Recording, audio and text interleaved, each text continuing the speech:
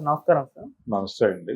Sir AP రాజకీయాలపైన ఒక web series plan చేస్తున్నారు sir director Deva Katta గారు. సో ఈ సినిమాకి సంబంధించి ఒక అప్డేట్ కూడా ఇచ్చారు. అంటే చంద్రబాబు నాయుడు గారి పాత్రలో ఆది పినిశెట్టి అని, వైఎస్ఆర్ గారి పాత్రలో చైతన్యరావు ఇద్దరు కూడా నటించబోతున్నారని తెలుస్తుంది. మరి సినిమా ఏ టైం పీరియడ్ లో నడుస్తుంది, ఏ విధంగా ఉండబోతుంది అంటారు సార్? మీరేం చెప్తారు దీని గురించి? అంటే ఒక రకంగా 78 ఎన్నికలు, 78 ఎన్నికల పూర్వరంగము అలా నడుస్తుంది కథ. అంటే రాయలసీమ నుంచి, తిరుపతి యూనివర్సిటీ నుంచి ఒకరు, పులివెందుల నుంచి ఇంకొకరు రాజకీయాల్లోకి ఎంటర్ అయ్యి ఇద్దరూ 78లో మొదటిసారిగా అసెంబ్లీలోకి ప్రవేశించారు. చంద్రబాబు, వైఎస్ రాజశేఖర రెడ్డి. అయితే రాజశేఖర రెడ్డి అప్పుడు రెడ్డి కాంగ్రెస్ నుంచి పోటీ చేశాడు. బ్రహ్మానందరెడ్డి గారు ఇందిరాగాంధీని బయటికి పంపించేసిన తర్వాత దాన్ని రెడ్డి కాంగ్రెస్ అని, ఇందిరాగాంధీ గారు ఏర్పాటు చేసుకున్న పార్టీని ఇందిరా కాంగ్రెస్ అని వ్యవహరించేవారు. ఈ రెండు పార్టీలే ఆ ఎన్నికల్లో తలబడ్డాయి. ప్రధానంగా జనతా పార్టీ పక్కకి వెళ్ళిపోయింది. ఈ సమయంలో రెడ్డి కాంగ్రెస్ నుంచి కూడా ఇక్కడ నిలబడ్డారు. వెంగళరావు గారు ఆ రోజున ఆ శిబిరానికి నాయకత్వం వహించాడు. యువతల వైపు చెన్నారెడ్డి గారు, అలాగే నాదెండ్ల భాస్కర్రావు, ఇలాంటి చాలామంది నాయకులు ఉన్నారు ఇక్కడ. ఈ కాంపౌండ్లో నుంచి చంద్రబాబు నాయుడు గారు టికెట్ సంపాదించుకున్నాడు రాజగోపాల్ నాయుడు గారి ఆశీర్వాదంతో. అక్కడ వైఎస్ రాజశేఖర రెడ్డి రెడ్డి కాంగ్రెస్ నుంచి టికెట్ సంపాదించుకున్నాడు. ఆవు దూడ గుర్తు మీద గెలిచాడు. ఆవు దూడ గుర్తు మీద గెలిచింది ఇద్దరే. అందులో ఓ పెద్ద ఆవిడ, రాజశేఖర రెడ్డి ఇద్దరు ఉండేవారు. వాళ్ళిద్దరూ అసెంబ్లీకి వచ్చినప్పుడు ఆవు దూడల్లా ఉన్నారని మాట్లాడుకునేవారు ప్రపంచం. ఇలా అసెంబ్లీకి వచ్చిన తర్వాత ఆ తదుపరి రోజుల్లో ఆవు దూడ కాంగ్రెస్, ఐ కాంగ్రెస్ మళ్ళీ మెర్జ్ అయిపోయి కాంగ్రెస్గా మారిపోయి, ఒకే కాంగ్రెస్గా మారిపోయిన తర్వాత బ్రహ్మానందరెడ్డి గారికి ఢిల్లీలో మంచి పదవి ఇచ్చారు. ఇలా ఆయన గొడవ నడిచిపోయింది.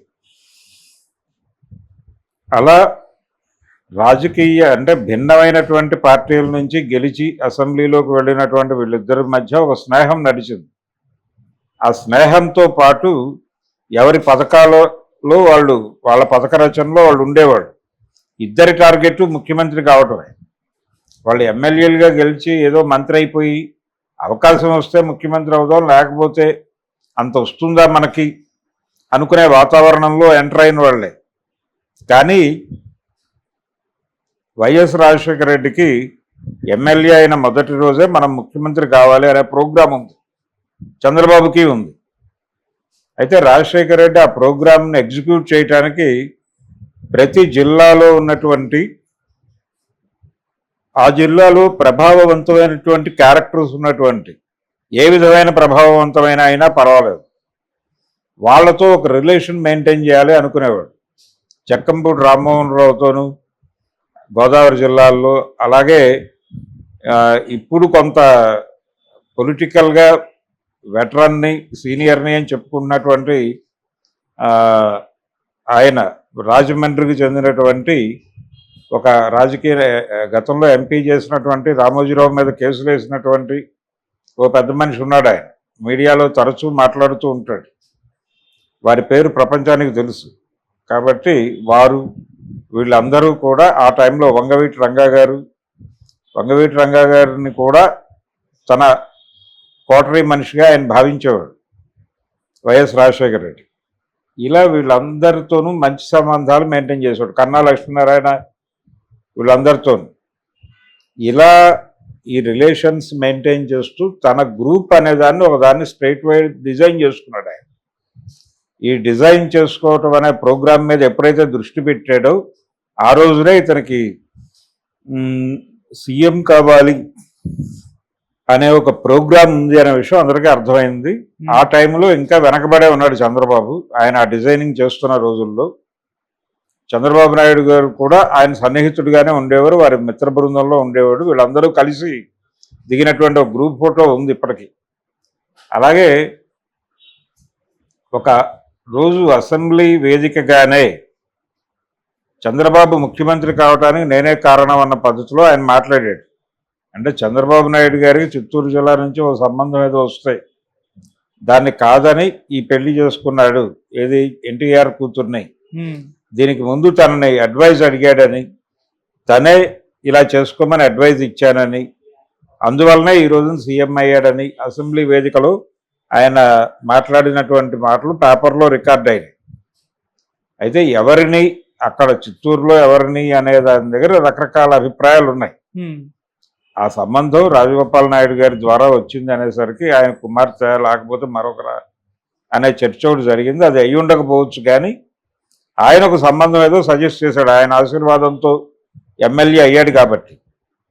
ఆ తర్వాత ఎవరిని చేసుకుంటే బాగుంటుంది అనుకుంటే రాజగోపాల్ నాయుడు గారు చెప్పిన సంబంధం చేసుకుంటే జిల్లా ఫిగర్ అవుతావు, స్టేట్ ఫిగర్ కాలేవు, కానీ ఈ మ్యాచ్ చేసుకుంటే నువ్వు స్టేట్ ఫిగర్ అవుతావు, ఎందుకంటే అవతల మనిషి స్టేట్ ఫిగర్ కాబట్టి. సో ఇది బెటర్ నీకు కెరియర్ పరంగా, ఈ అడ్వైజ్ ఇచ్చింది నేనే అంటే అనేవాడు ఆయన, వైఎస్ రాజశేఖర రెడ్డి. ఆ విధంగా వాళ్ళిద్దరి మధ్య స్నేహం మొదలై ఒక రకంగా ఒక దశలో చంద్రబాబుకి ఆయన నాయకుడిలాగా బిహేవ్ చేసి, ఆ తర్వాత ఈయన అనుకోకుండా అదృష్టం కలిసి వచ్చి ముఖ్యమంత్రి అయిపోయి వీళ్ళిద్దరూ ప్రత్యర్థులైపోయి, ఆ ప్రత్యర్థుల మధ్య తీవ్రమైనటువంటి ఘర్షణపూర్వకమైన వాతావరణం, చివరికి ఒకరి ముఖాలు ఒకరు చూసుకోలేని పరిస్థితి, ఒకరినొకరు విమర్శించుకోకపోతే కుదరని పరిస్థితి ఏర్పడింది. ఏర్పడిన తర్వాత కూడా వీళ్ళందరూ 78 బ్యాచ్ అనే ఉద్దేశంతోనే ఉండేవారు. 78 ఎన్నికల నుంచి ఉద్భవించిన నాయకులం మనందరం కలిసికట్టుగా ఉండాలి అనేటువంటి ఒక స్పిరిట్ కూడా క్యారీ అయ్యేది వీళ్ళల్లో. అప్పుడప్పుడు కలుసుకునేవాళ్ళు, ఆ టీం అంతా కలుసుకునేది అప్పుడప్పుడు. అక్కడ వరకే కన్ఫైన్ అయ్యేవారు, ఆ పార్టీ వరకు సరదాగా మాడుకుని బయటకు వచ్చేసారు. ఇలా వైఎస్ రాజశేఖర రెడ్డి నవ్వు మీద ఆయన పార్లమెంట్ వేదికగా చాలా కామెంట్స్ చేశాడు చంద్రబాబు నాయుడు గారు. అలా వాళ్ళిద్దరి మధ్య నడిచినటువంటి ఘర్షణ ఐక్యత అనే దానికి సంబంధించినటువంటి ఎలిమెంట్స్ తీసుకుని ఒక వెబ్ సిరీస్ చేస్తే బాగుంటుంది అనే అభిప్రాయం చాలా కాలంగా ఉంది దేవకట్ట గారికి. చాలా సందర్భాల్లో చాలా మందిని ఇన్వాల్వ్ చేసి స్టోరీ డిస్కషన్స్ నడిపాడు ఆయన. ఆ విధంగా ఆయన కూడా విపరీతంగా పరిశోధన చేశాడు, చదివాడు. ఇలా చదివి అర్థం చేసుకున్నటువంటి కంటెంట్ని ఒక దగ్గరికి తీసుకొచ్చి పెట్టేటువంటి ప్రయత్నం చేస్తున్నాడు ఇప్పుడు ఆయన. ఎమోషనల్గా డెమోక్రటిక్ పాలిటిక్స్ అంటే ఎన్నికల రాజకీయాలు, ఈ ఎన్నికల రాజకీయాలలో పైకి కనిపించని నెత్తురు, పైకి వినిపించని హింస ఉంటుంది. వీటిని ప్రొజెక్ట్ చేయటం అనేది చాలా కసరత్తు, అది అసిధారావ్రతం లాంటిది అని మణిరత్నం లాంటి వాడు కూడా మాట్లాడేశాడు. మరి ఈ వెబ్ సిరీస్లో వీళ్ళిద్దరి మధ్య ఘర్షణ ఐక్యతల్ని ఆయన ఎలా ఆవిష్కరిస్తాడు, వీళ్ళ నేపథ్యాలని ఎలా ప్రొజెక్ట్ చేస్తాడు, ఈయన బ్యాక్గ్రౌండ్ ఆయన బ్యాక్గ్రౌండ్ని ఎలా కంపేర్ చేస్తూ స్టోరీ నడుపుతారు అనేది అయితే ఇంట్రెస్టింగ్ ఎలిమెంటే. ఆ కాలంలో ఏం జరిగింది అనేది, ఆ కాలంలో చాలా పాత్రలు రావచ్చు దీనిలోకి, రంగా మర్డర్ ప్రస్తావన కూడా ఉండవచ్చు. ఇలా ఒక కాంటెంపరీ పొలిటికల్, పైగా పాపులర్, తెలుగు సమాజంలో మోర్ పాపులర్ అయినటువంటి ఇద్దరు 2 విజయాలు సాధించారు అసెంబ్లీకి ఒకేసారి రిపీటెడ్గా. చంద్రబాబు గెలిచాడు, అలాగే వైఎస్ కూడా గెలిచాడు. ఇలా వాళ్ళ మధ్య రిలేషను, ఘర్షణ, ఐక్యత, వీటిని ప్రొజెక్ట్ చేయడం అనేది ఇంట్రెస్టింగ్ ఎలిమెంటే. చూడాలి దేవకట్ట గారు ఏ మేరకు నడుపుతారో. ఆయన చాలా పాత ఐడియా ఇది, ఇప్పుడు ఎగ్జిక్యూట్ చేసేటువంటి ఒక అవకాశం, సందర్భం ఆయనకు వచ్చింది. డెఫినెట్గా ఆయనకి రాజకీయ సినిమా తీయటంలో ఆయనకి ప్రస్థానం సినిమా ఒక స్పెషల్ ఎలివేషన్ ఇచ్చింది. అదే ఎలివేషన్తో ఈ సినిమా ఉంటుందా లేదా అనేది చూడాలి, ఈ web series. Okay sir, thank you so much. Thank you.